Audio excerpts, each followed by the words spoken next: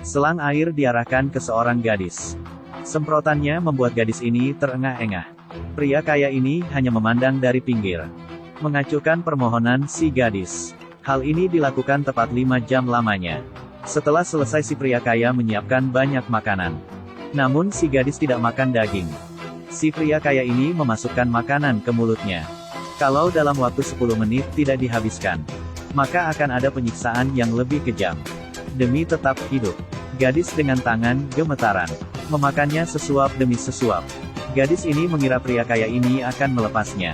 Bisa dibayangkan kalau ini hanyalah permulaan. Gadis ini dibawa ke kandang kuda oleh Pak Jordan. Menyuruhnya menyikat lantai sampai bersih. Pak Jordan memeriksa setiap 10 menit. Jika tidak bersih, si gadis tidur di dalam kandang. Karena terlalu lama terendam dalam air. Keluar borok di tangan gadis ini.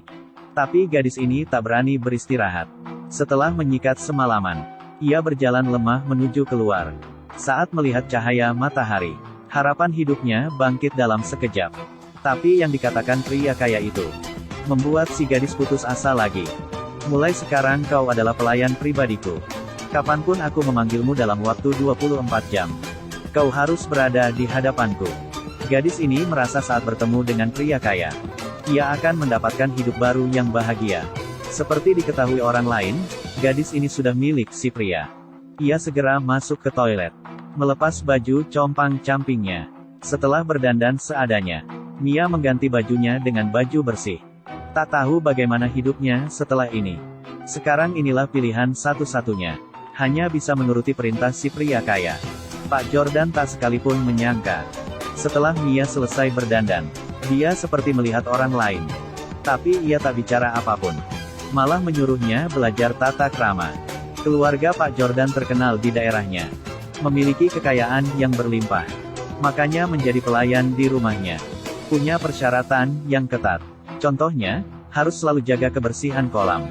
Tak boleh ada daun yang masuk ke kolam. Handuk bersih jika bekas pakai harus dibuang. Pak Jordan sangat menyukai kebersihan. Tidak mentolerir kotoran.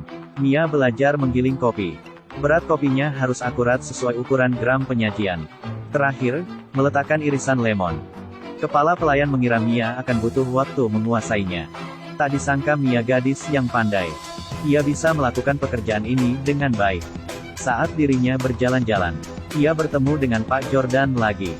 Bahkan saat Mia berusaha tidak membuat kesalahan, Pak Jordan masih belum bersikap baik padanya.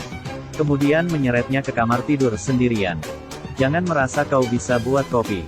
Menyelesaikan pekerjaan dengan baik, kau akan dapat pujian. Aku malah akan menyiksamu. Kau akan kubuat menyesal datang ke rumah ini. Selesai bicara ia pergi. Mia sendirian di kamar. Mia melihat kalung di tangannya. Air matanya tak bisa ia tahan. Ternyata ada kisah pilu di balik kalung itu. Saat ini sikap Pak Jordan berubah. Melihat sebuah foto bersama adiknya. Wajahnya penuh kesedihan. Pak Jordan memiliki 2 adik perempuan. Adik keduanya bekerja sebagai dokter di Afrika. Karena perawatan medis lokal sangat terbelakang, adik keduanya pun bersimpati dan memutuskan untuk pergi ke Afrika. Namun kondisi di sana sangat sulit. Pak Jordan menyuruhnya pulang. Bagaimanapun mereka saling membujuk. Adik keduanya tak bersedia pulang. Nilai kehidupan hanya dapat ditemukan di sini.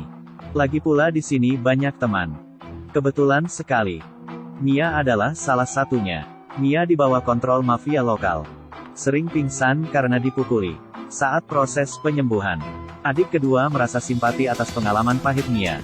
Memperlakukan Mia layaknya adik. Bahkan memberi kalung miliknya untuk Mia. Persoalan ini segera diketahui oleh kepala mafia. Di daerah yang langka akan fasilitas pengobatan, kepala mafia ingin mencuri obat-obatan. Akan tetapi diketahui oleh si gadis. Demi menyembunyikan rahasia ini, kepala mafia memanfaatkan Mia. Memasukkan racun diam-diam ke dalam kue. Saat ini Mia juga tidak tahu. Ada sesuatu di dalam kue. Terjadilah tragedi itu. Setelah Pak Jordan tahu masalah ini, ia langsung mengunjungi Afrika.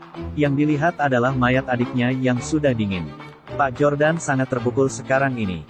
Setelah memahami keseluruhan peristiwa, dia menemui kepala mafia. Tanpa bicara apa-apa ia langsung bertindak. Sama sekali tak memberikan kesempatan bicara. Setelah semua selesai, Tujuan selanjutnya adalah Mia. Meski Mia tak tahu apa-apa. Namun di mata Pak Jordan, kalau tidak ada kue yang diantar Mia, adiknya tidak akan mendapat masalah. Pak Jordan membawa Mia pulang. Mia dikurung di dalam rumahnya demi balas dendamnya. Mia sanggup bersabar. Ia paham kenapa Pak Jordan begini. Saat Pak Jordan melamun, sebuah suara terdengar. Terjadi sesuatu saat ia keluar. Sepupunya mengganggu Mia. Pak Jordan menghampirinya, lalu memukul ke arah leher sepupunya. Dengan ekspresi dingin, berkata, "Gadis ini milikku. Tidak ada yang boleh mengganggunya selain aku. Hanya seorang pelayan murah, tapi tinggal di mansion besar." Saat budak lain menyikat kandang kuda, ia bisa mengenakan pakaian bersih. Setiap bangun tidur membuat kopi giling. 500 gram tak lebih dan tak kurang. Terakhir, meletakkan irisan lemon. Mengantarkannya kepada pemilik rumah. Di sini ia hanya melayani Pak Jordan. Meskipun mengenakan pakaian biasa, sulit menyembunyikan kepribadian dan kecantikannya. Pak Jordan memiliki sepupu yang berambisi. Sepupunya menyukai Mia, mengandalkan statusnya.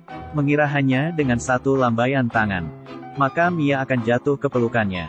Di luar dugaan, Mia malah keras melawan. Dan diketahui oleh Pak Jordan. Ternyata demi Mia, tidak ragu memarahi sepupunya. Bahkan mengumumkan di hadapan semua orang. Di dalam mansion ini, kecuali dirinya, tak boleh ada orang lain yang mengganggu Mia. Meski Pak Jordan mengetahui ini tepat waktu, namun ini masih menyebabkan trauma untuk Mia. Mia terus mengingat kejadian tadi. Apakah ini karena dia orang rendahan? Makanya pantas dihina seperti ini. Mia masuk kamar mandi sendirian. Sekuat tenaga membasahi setiap bagian tubuhnya. Di saat ini ada orang datang membawakannya pakaian. Ini adalah pemberian Pak Jordan. Ini di luar dugaan Mia. Selesai ganti pakaian, menemui Pak Jordan seorang diri. Namun saat mereka berdua saja di dalam ruangan, Pak Jordan kembali pada tabiat semula. "Aku memintamu lupakan kejadian barusan.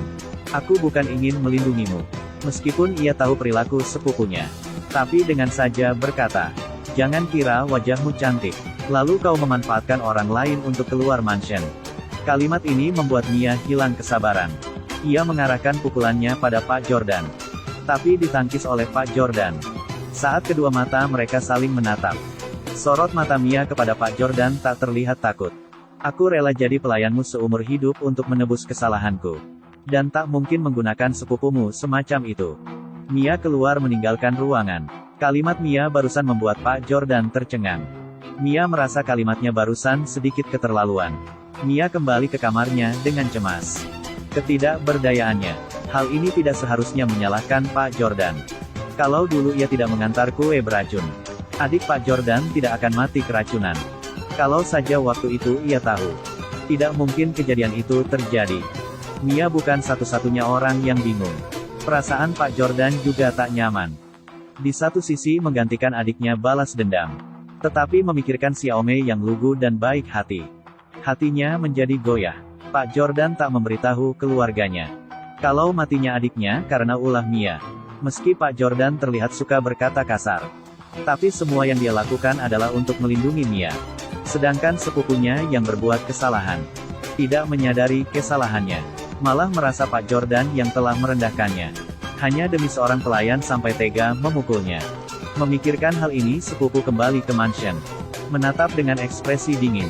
Pintu kamar Mia perlahan terbuka. Ini membuat Mia ketakutan. Mia sudah mempersiapkan semuanya. Kalau ada orang yang mengganggunya lagi, dia mempertaruhkan nyawa demi melindungi kesuciannya. Saat ada orang mendekatinya, tiba-tiba Mia berdiri dan melawan. Namun saat melihat dengan jelas, ternyata orang yang datang adalah Pak Jordan.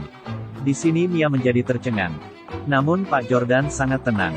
Ia tahu kata-katanya tadi keterlaluan. Tidak langsung meminta maaf pada Mia. Berpura-pura acuh tapi mengambil kunci. Untuk datang menasihati Mia. Jangan lupa mengunci pintu sebelum tidur. Membalikkan badan lalu pergi. Ini membuat Mia sedikit tergerak hatinya. Mia menyusul Pak Jordan dengan segera. Ingin membantunya menyembuhkan luka. Tujuannya adalah, kali ini Pak Jordan tidak marah. Menyuruh Mia beristirahat lebih awal.